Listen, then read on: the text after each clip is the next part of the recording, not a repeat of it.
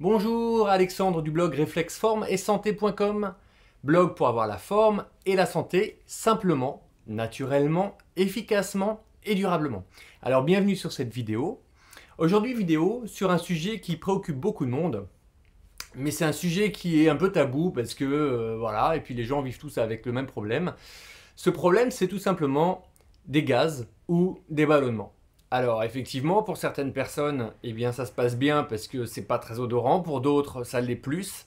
Bref, je trouvais qu'il était important aujourd'hui de faire le point sur ce sujet qui touche à mon sens beaucoup de gens, vu l'état finalement inflammatoire, même si ça n'est pas toujours ressenti d'un point de vue, je dirais, digestif, mais néanmoins, les symptômes sont là, qui dit symptômes dit qu'il y a quand même des problèmes.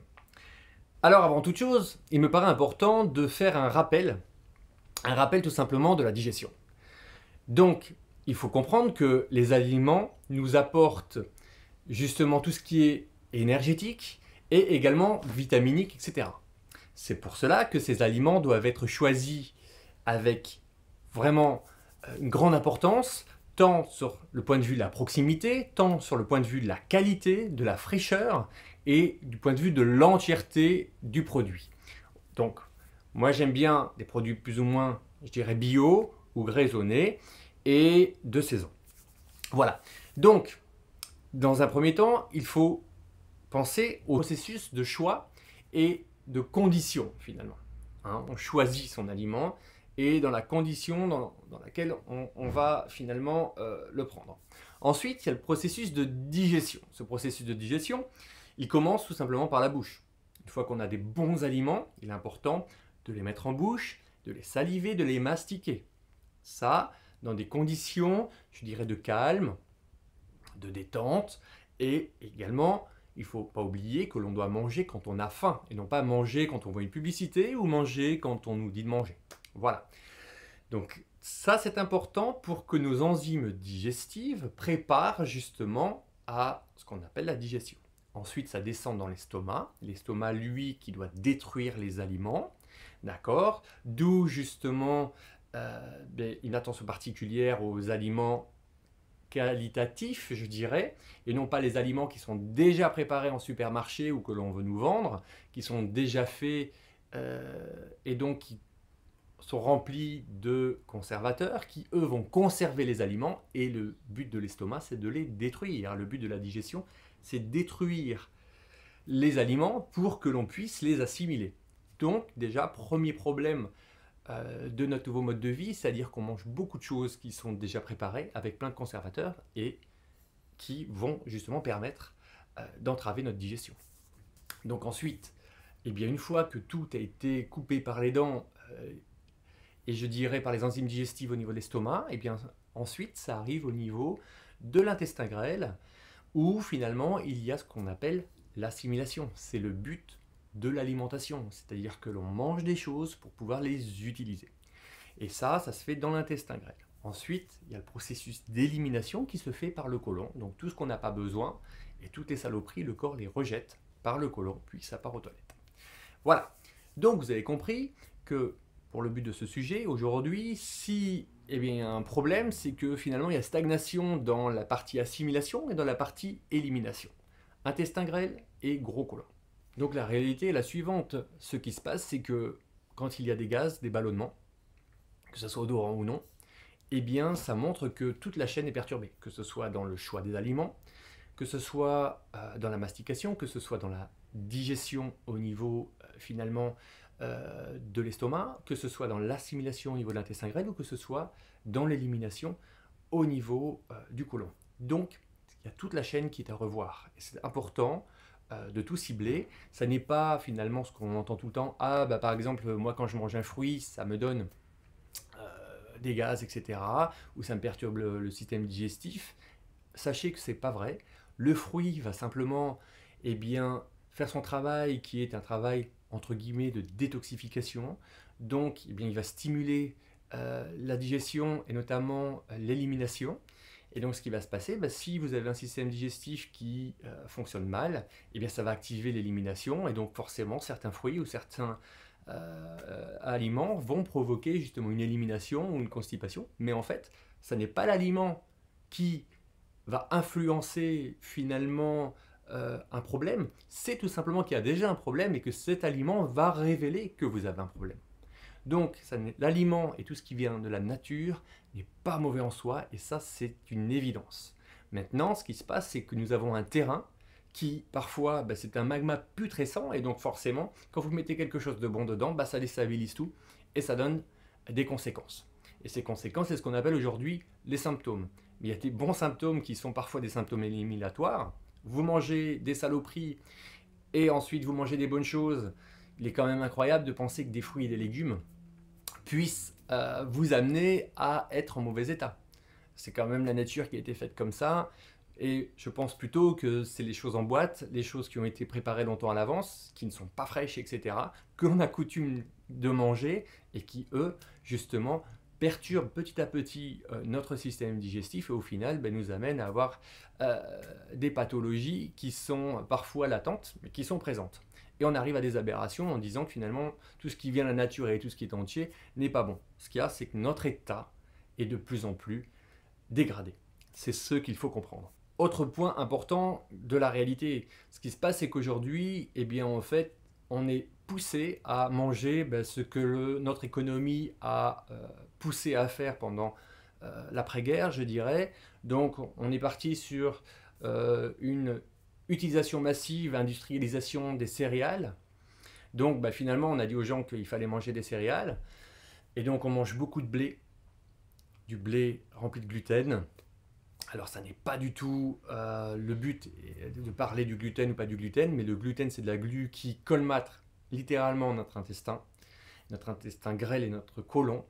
C'est rempli de villosité et donc si ça colmate, ça ne peut plus assimiler. Si ça colmate, ça ne peut plus bien éliminer. Donc ça stagne, ça irrite, parfois constipation, parfois diarrhée, parfois rien du tout, mais parfois ballonnement. Et donc qu'est-ce qui se passe ? Le gluten va colmater, l'amidon fait la même chose. D'ailleurs, vous prenez un exemple, vous prenez des pommes de terre que vous laissez bien amidonner, etc. Si vous ne mettez pas de beurre, pas d'huile, ça stagne. Donc le riz, même chose. Et donc, tout ce qui contient de l'amidon et tout ce qui contient du gluten va stagner et va capitonner le tout. Ensuite, tout ce qui contient des produits laitiers, donc ça va irriter le système digestif. Tout ce qui est à partir de viande, etc., va également colmater et bloquer justement le processus d'élimination et d'assimilation.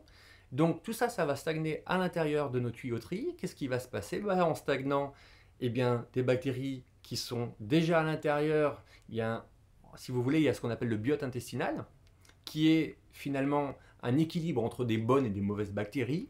Mais ce qu'il y a, c'est que si les matières stagnent, c'est comme si vous laissez vos poubelles dans votre appartement ou dans votre maison, forcément ça va commencer à sentir mauvais, il va y avoir des bêtes, etc. Et donc du coup, l'équilibre est perturbé, il y a une augmentation des mauvaises bactéries, et donc à ce moment-là, il y a putréfaction. Putréfaction fait que ça donne des gaz. Et du coup, vous avez le candida albicans, vous avez plein d'autres petits comme ça, bactéries qui sont là, non pas de façon négative. Ce qu'il faut comprendre, c'est pas en prenant des antibactériens, des antibiotiques, etc., que vous allez résoudre les choses. Parce que s'il y a bactéries, c'est parce que tout simplement, vous avez abîmé votre terrain. Il faut simplement ramener un terrain positif pour rééquilibrer tout ça. Donc une fois que vous avez compris qu'il y a un dérèglement tout simplement par rapport à notre habitude alimentaire et par rapport à notre mode de vie, maintenant, il est important de comprendre quelles sont les solutions. Donc les solutions, elles sont simples, naturelles, efficaces et durables. Je m'explique.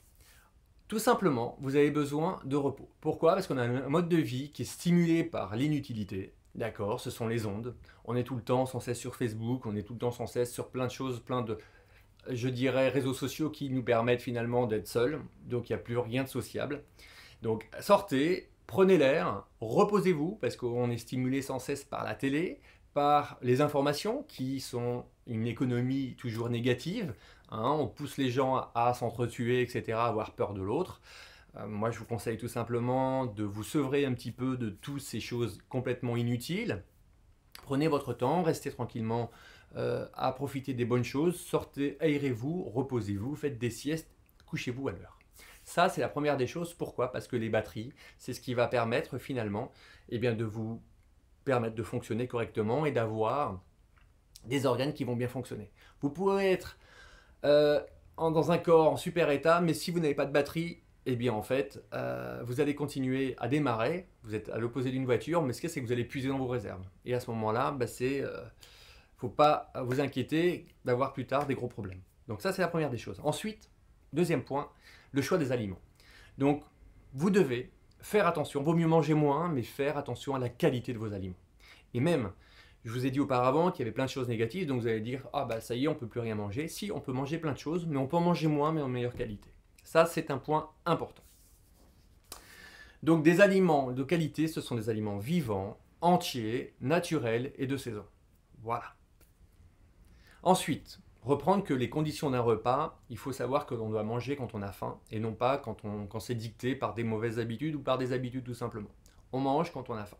Ensuite, vaut mieux manger peu mais bien, comme je l'ai dit avant, et tout simplement doucement et dans le calme en étant assis. On voit des gens courir avec des sandwichs, on oublie.